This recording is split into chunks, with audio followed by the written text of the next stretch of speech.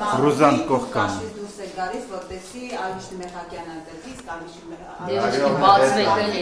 դեպրեսիայի մեջ է, որովհետև մտածում է, որ իր հոր մասին բաներն են հիշեցնում ու իր քարոզարշավը չի ստացվում։ Ընդդիմադիր մամուլն է դեպրեսիայի մեջ, ես այսօր շատ շնորհակալ եմ, որ այս հնարավորությունը եղավ արձագանքելու մամուլի հրապարակումներին, որոնք վերջին օրերին երբեմն թույլատրելի տրամաբանական է եւ ցավոք սրտի նաեւ բարոյական է հատում են։ Խոսքը վերաբերում է մամուլի նաեւ որոշ գործընկերների, ովքեր պարբերաբար պարոն Մեխակյանին փորձում են այդ հարցը տալով իրենց թվացial վատ իրավիճակում հայտնվելու, այնինչ մեր վերջին հանդիպումն էլ ցույց տվեց, որ այդ գործընկերներն են շատ հաճախ վատ վիճակում հայտնվում։ Մենք վաղար շաբաթում պարոն Մեխակյանի գլխավորությամբ գնում ենք ընտրությունները հաղթելու ճանապարհով, քարոզարշավի առաջին 9 օրը ամփոփել ենք եւ մեր բոլորի տպավորությունը այդպիսին է, քաղաքացիները ջերմ դիմավորում են պարոն Մեխակյանին, մեր թիմին, իսկ այն վերաբերվում է այն ձևակերպմանը, թե ես ինչ եմ անում կամ մամուլում եղած ձևակերպմանը, որ կաշվից դուրս եմ գալիս, ինձ համար առանցքային կարևորություն կա քաղաքացիական պայմանագիր կուսակցության ցանկացած տեխնացուի հաղթանակը եւ ես փորձում եմ նպաստել այդ հաղթանակին, իհարկե օրենքով սահմանված կարգով եւ այդ նպատակով նաեւ երկուշաբթի օրվանից արձակուրդում եմ գնելու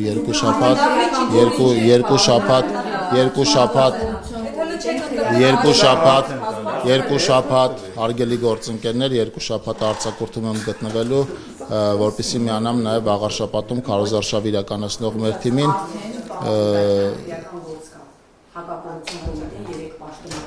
Շատ լավ, ես նախորդ անգամ Դողս գյուղի միջոցառման հետ կապված մեկնաբանություն տվել եմ։ Հարցը տվեցի գնացիք է, ախր ձեզ ինչն էր հետաքրքրում։ Պարոն Խաչատրյան, առաջարկում եմ չպատասխանել հարցերին, քանի ինձ հարցը տվել են չեն գնացել։ Դե որովհետև դուք հարց եք տալիս իս Դողսի հետ կապված եւ չեք Ուրեմն ես հրաժարվում եմ պատասխանել ձեր հարցին, որովհետև գործընկերներին ես այդ հարցի պատասխանը մի քանի օր առաջ տվել եմ։ Իսկ դալիճի դռները ինչու՞ ստորագրում։ Մենք դալիճի դռներ Տիկին Ջեբեջան, մենք դալիճի դռներ չենք փակել։ Երկու գործընկերներ են ուրեմն ներկա եղել միջոցառմանը, երկուսն էլ հնարավորություն են ունեցել դալիճից ուրեմն ներկայացնելու ամբողջ միջոցառումը, ավելին մինչև այդ իրենք այդ դալիճում եղել են, ավելին գործընկերը փորձել էր այդ դալիճից հետաքրքիր պատկեր ստանալ, պատկերացնելով, որ մենք ընդդիմության պես դալիճները լցնում ենք այլ տեղից բերած մարդկանցով եւ լցնում ենք դալիճները, եւ երբ որ համոզվել էր բոլորի հետ շփվելով կամ մեծամասնության, որ այնտեղ վաղարշապացիներ են, Էջմիածնի տարածաշրջանի բնակիչներ են, ովքեր իրենց կամքով են ներկայացել իրենց նախընտրած տեխնացուի հետ հանդիպմանը, որոշել էր, որ կարելի է պրովոկացիա անել պարոն Մեխակյանի հետ կապված եւ այդ պրովոկացիան էլ քանի որ Ծախողվել էր, կարծում եմ հիմա կքննարկեն նաև դռների փակվելը, օդավորության համակարգի, օդափոխության համակարգի ոչ նորմալ աշխատել է, գուցե լուսավորության եւ այլն եւ այլն։ Եթե ամենից շատ բան կարող դարձան Էջմիածնում եւ բոլորը Ալիշնի Մեխակյանի պետք է։ Հայաստանի Հանրապետությունում չկա բնակավայր, որտեղ բոլորը ընտրում են, նույնիսկ երբ որ տեխնացուն միայնակ է մնում, այդ դեպքում էլ 100% ձայն, ես առնվազն 100% ձայնի ականատես չեմ եղել, հետևաբար այնպես չի, որ բոլորը պարոն Մեխակյանին են ընտրելու եւ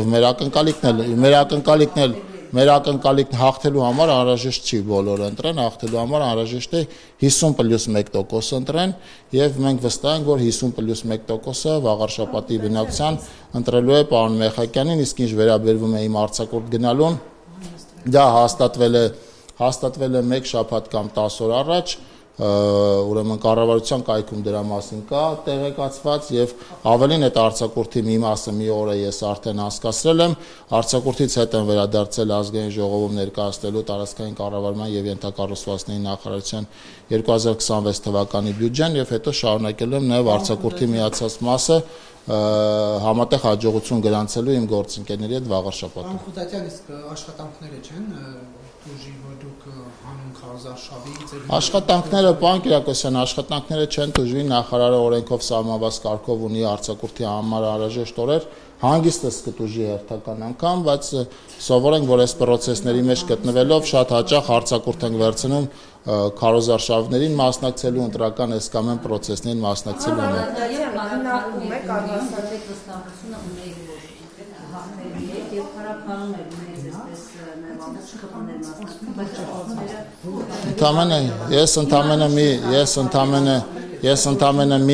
Ես Փարաքարի հետ կապված եւ Գյումրիի հետ կապված ընդամենը մի վերլուծական ուրեմն թիվ ասեմ, մենք Փարաքարում նախորդ ընտրությանն էլ հաղթող չենք եղել եւ Գյումրիում էլ նախորդ ընտրությանը հաղթող չենք եղել եւ դրանից առաջվա ընտրությանն էլ Փարաքարում հաղթող չենք եղել եւ դրանից առաջվա ընտրությանն էլ Գյումրիում հաղթող չենք եղել իսկ մենք դրանից առաջին ընտրություններին հաղթել ենք եւ Խոյում, հաղթել ենք եւ Վաղարշապատում, այդ ընտրություններից առաջի ընտրություններին մենք հաղթել ենք էլի եւ Խոյում, էլի եւ Վաղարշապատում ու հակառակը ընդդիմությունը վերջին մի քանի ընտրությունները պարտվել է եւ Խոյում, եւ Վաղարշապատում եւ վստահաբար պարտվելու է նաեւ նոյեմբերի 16-ին Վաղարշապատում։ Պարոն Խուդատյան, իսկ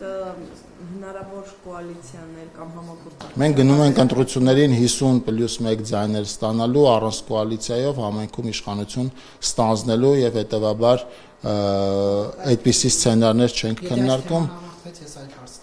Չեն լինի, այդպիսի կարիք չի լինի։ Պարոն Խուդատյան, ինչու եք դպրոցներ եւ ճանապարհներ կառուցում, այլ ոչ թե գործարաններ, ասում է մեր ձևով շարժման համակարգող Նարեկ Կարապետյանը։ Որտեղ մենք գործարաններ կառուցելու լիազորություններ մեր նախարարությունը չի ունեցել Հայաստանի պատմության որևէ ժամանակահատվածում տարածքային կառավարման եւ ենթակառուցվածքների նախարարությունը գործարան չի կառուցել, այլապես այս նախարարությունը կլիներ տարածքային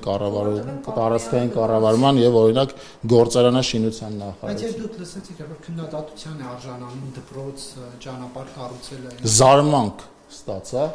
որովհետեւ գործարաններում, որոնք պիտի կառուցվեն մասնավորների կողմից, պիտի աշխատեն այն մարդիկ, ովքեր դպրոցներում պատշաճ կրթություն են ստացել, մանկապարտեզներում պատշաճ նախադպրոցական կրթություն են ստացել, հույս ունեմ, որ նաև բուհերում պատշաճ ուրեմն կրթություն են ստացել եւ գործարաններ կմտնեն որպես լավ մասնագետներ։ Բայց նա մեկ դպրոցի օրինակով է, բեր Մեդովկա, հա, գյուղը կարծեմ, ասում է ինչու եք $2 միլիոն այնտեղ ծախսել։ Որովհետեւ Մեդովկայի Հայաստանի Հանրապետության այլ բնակավայրերի, Հայաստանի Հանրապետության բոլոր բնակավայրերի երեխաները արժանի են լավ դպրոցներում, լավ կահավորված դպրոցներում, նորակառույց, հարմարավետ, ապահով դպրոցներում, լաբորատորիաներով եւ այլ գույքով հագեցած դպրոցներում կրթություն ստանալու։ Նա ասում է այնտեղ 6 առաջին դասարանցի կա եւ ասում է կարելի է օրինակ ոչ թե նոր դպրոց կառուցել, այլ վերանորոգել եղածը եւ այդքան մեծ գումար չծախսել։ Այն բոլոր տեղերում, որտեղ մենք դիտարկում ենք դպրոցների վերանորոգումը, հիմնվում ենք բոլոր դեպքերում գոյություն ունեցող շենքի ուրեմն տեսակի եւ սեյսմիկ եզրակացության վրա եւ այնտեղ որտեղ հնարավոր է հիմնանորոգել դպրոցները մենք այնտեղ հիմնանորոգում ենք այնտեղ որտեղ հնարավոր չի հիմնանորոգել դպրոցները եւ անհրաժեշտություն կա կառուցել նոր դպրոցներ մենք այնտեղ կառուցում ենք նոր դպրոցներ պնդելով որ Հայաստանի Հանրապետության բոլոր երեխաները արժանի են լավ կրթություն ստանալու, լավ միջավայրում կրթություն ստանալու, որակյալ եւ բազմակողմանի կրթություն ստանալու։ Ներեք այդ դեպքում ինչու կառավարության այս չէ նախորդ նիստի ժամանակ որոշվեց Վայոց ձորում մի դպրոցը միացնել մյուսին, համայնքների անուններ կարծեմ կհիշեք։ Չեմ կարող ինֆորմացիան չունեմ, ըստ երևույթին նիստին չեմ մասնակցել։ Մեր նախագիծը, այսինքն մեր նկատի ունենք տարածքային կառավարման եւ Շատ լավ, ես եմ եղել զեկուցել, ես տենց հարց չեմ զեկուցել, բայց խոսքն տալիս կծանոթանամ կասեմ, որտեվ մեծ հավանականությամբ մեր նախարարությունը այդտեղ գործառույթ չպիտի ունենար։ Այդ տեսնում զարմացրեցիք։ Հանրային ծառայությունների կարգավորող հանձնաժողովն այդքան գործեր ոլորտներն էներգետիկայի։ Հարգելի գործընկերներ, մեր ոլորտը էներգետիկայի ապահովելն է, մեր ոլորտը էներգետիկայի քաղաքականությունը ապահովելն է եւ մեր ոլորտը էներգետիկ ենթակառուցվածքների լավ վիճակը ապահովելն է, հետեւաբար հարցը հանրային ծառայությունները կարգավորող հանձնաժողովի տիրույթում է, կարծում եմ այդ հարցը նաեւ օրեր առաջ պարոն Մեսրոպյանին տալու եւ պատասխան ստանալու հնարավորություն ունեցել է։ Քաղաքական նշանակություն ունի եւ Մենք որոշում ենք էներգետիկ ոլորտի քաղաքականությունը մենք չենք որոշում Հայաստանում էլեկտրաէներգիայի սակագները եւ խիստ կասկածում եմ, որ այդ հարցի մեկնաբանությունը այնպեսին է, ինչպես ընդդիմությունն է այդ հարցը մեկնաբանում, բայց ավելի մանրամասն մեկնաբանություն ստանալու համար առաջարկում հարցը ուղղել ոլորտի պատասխանատուներին։ Չէ՞ ցանկանալ, որ հիմա հոսանքի գինը իջներ։ Նայած ինչի հաշվին է հոսանքի գինը իջնում։ Եթե հոսանքի գինը Հարգելի գործընկերներ, եթե հոսանքի գինը, ես այդ հարցին չեմ ուզի անդրադառնալ ինչ-որ մեկի շահույթի համատեքստում, ես կուզեմ հետևյալը ասել, Հայաստանի Հանրապետությունում իրականացվող ցանկացած փոփոխություն լինում է ինչ-որ բանի հաշվին։ Եթե օրինակ մենք շարունակենք ենթադրենք կառուցել 500 կիլոմետրի փոխարեն 1000 կիլոմետր ճանապարհ, դա մեծ հավանականությամբ կլինի դպրոցային ծրագրի շարունակության հաշվին։ Եվ հետևաբար դա եթե էլեկտրաէներգիայի սակագինը ենթադրում է դա իրականացնել ենթակառուցվածքները ավելի մաշելու հաշվին կամ ենթակառուցվածքների զարգացումը արգելափակելու հաշվին, ապա դա այլ հարց է։ Եվ պարոն Խուդատյան հայտնի է, որ էներգետիկ ոլորտի փոխնախարար չկա, դուք եք համակարգում աշխատանքները եւ եթե հիմա դուք գնում եք շաբաթով Արցախում էներգետիկ ոլորտի աշխատանքները համակարգում են էներգետիկ ոլորտի գործընկերները, համակարգում է նախարարը, համակարգում է էներգետիկ համակարգի օպերատորը,